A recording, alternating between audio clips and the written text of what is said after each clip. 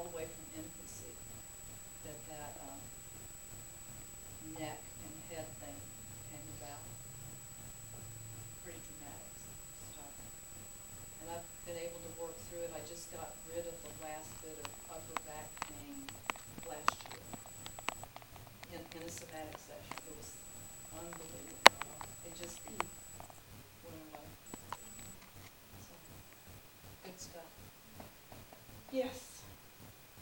You just touching on my question, I was gonna ask if there was a way to identify precognitive trauma and help with it. Obviously, if it's precognitive, it's not even something we would know. Right. Yeah. So infancy. There's ways to track the body. There's certain, like startle things and things that infants do. And you can get into a different sort of space, like a transcendent space. I actually saw what happened to me in infancy. It was like a movie that just showed in front of my eyes. But then again, it didn't matter. All that mattered was that the energy was released. The story doesn't matter at all. And we do tend to get kind of caught up in the story and the drama of it, but that's not what heals us. That's what keeps us going. You can do it. I've always heard the neural pathways, they get stronger the more you focus on certain thoughts and beliefs. So when you say somebody is stuck in a rut, everybody uses the rut term. It's literal, those pathways that we focus on the more strongly get the biggest and the strongest. Right. So you have to kind of choose opposite thoughts to counteract them. And that's the scenario with our dinner, is instead of going into the, oh my God, it's like, wait a minute, stop, slow down. Let me feel this for a second. Let me unwind this. You can do it all the time. 2 weeks ago I spent 3 days crying, and my husband kept going, what's wrong, what's wrong? I don't know what's wrong. I don't even want to know what's wrong. All I know is that there's energy moving through my system, and I'm fine. Just let it be what it is. And it's like, oh, okay, yeah, I got it. And I still don't know what it was. I don't care. It just finally released, and then what happens is, then you have lots of energy for your life. There's this opening that happens, and life can flow through us. And it's just more better. Excuse me, I have a question. Yeah. So, in unraveling, you're saying it doesn't require that you know the story.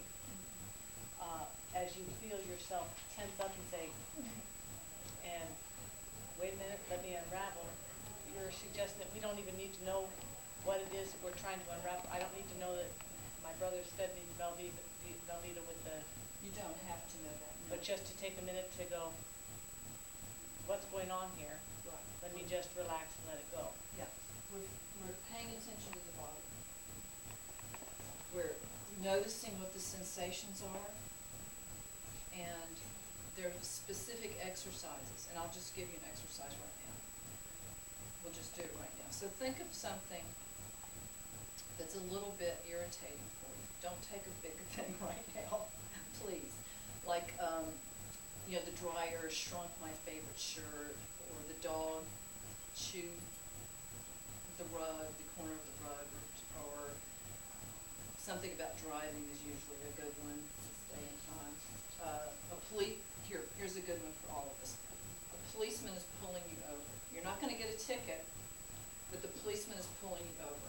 So close your eyes if you need to, but just feel that being in the car and seeing those lights behind you.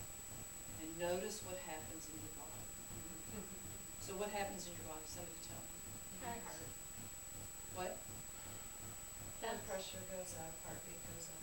Oh, really? You start sweating a little bit. You start sweating. Feel guilty for feeling wet. Stomach tightening. Fight or flight. Okay, good.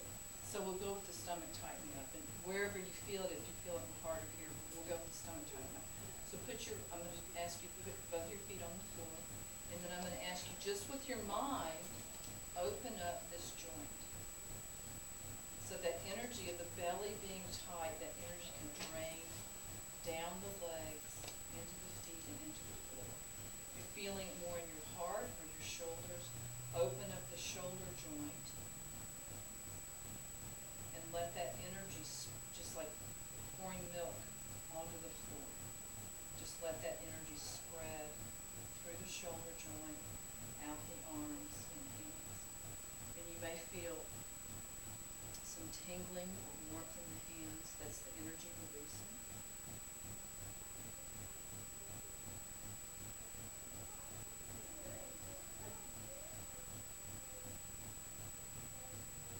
And then just notice what changes in the body, just from that simple awareness in the body, shifting the focus of your attention in your thoughts. So how does your belly feel? Relax. How does your heart rate and your sweating? Did that change for you?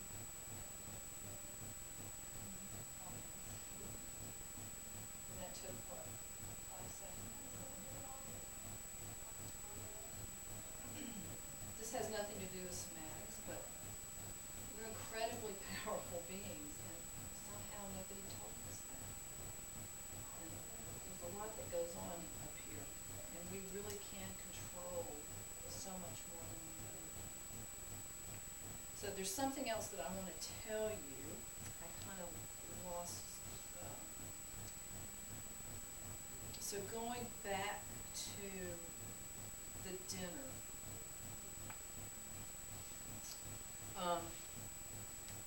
And the brain. So we have a little bit more time.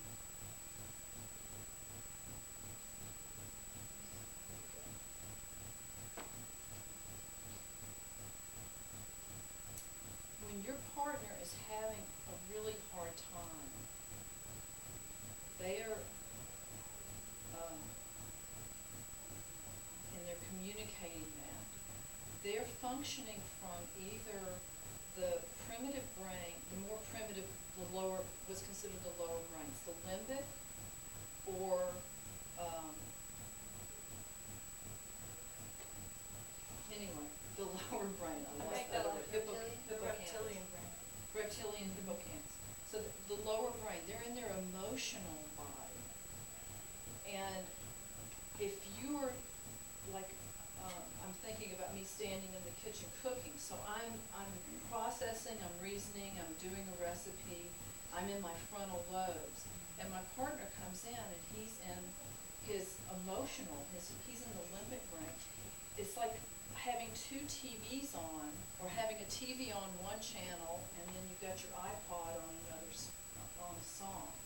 So there are these 2 different things going on. So now, I really try to remember that he's talking to me from another part of his brain. And so I need to switch the channel that I'm functioning from. And, so I have a little signal for myself. It's like, oh, okay, I need to get into my emotional body and stop, looking at the recipe and reading the numbers and everything. So I can hear him more clearly. My ears can open, my heart can open. He's having a really hard time right now. How can I hear that when I'm working from a different part of my brain? So that's a really great piece of information for me to take away. And then I printed out something for y'all to take with you. You won't be able to read this, but this is called learning the language of the body. And here are all kinds of words that describe sensations of the body. And then the other thing I put on here for y'all to take with you, on one side I put the sensations of the body, just to start learning to really tune into that, because the more tuned in you can get to it, the better it is. And then just a lot of the things that we've been doing here, paying attention. When something shifts, when you lose presence in the room, it's time to start paying attention. Slow down. Notice your body in the room. Orient to the room. Ground. allow a deep breath. You notice I never told you to take a deep breath, because when the deep breath comes, that means there's something that has shifted and settled in the body. Allow if there's any trembling or shaking, we're so tuned in to other people thinking there's something amiss with us that we'll shut these processes down. Ask for a timeout, and then take the time out. And then opening the joints. So I wrote a lot of this down for here so you can practice it. And then I wrote some resources, books that Peter Levine and some other SE faculty have written.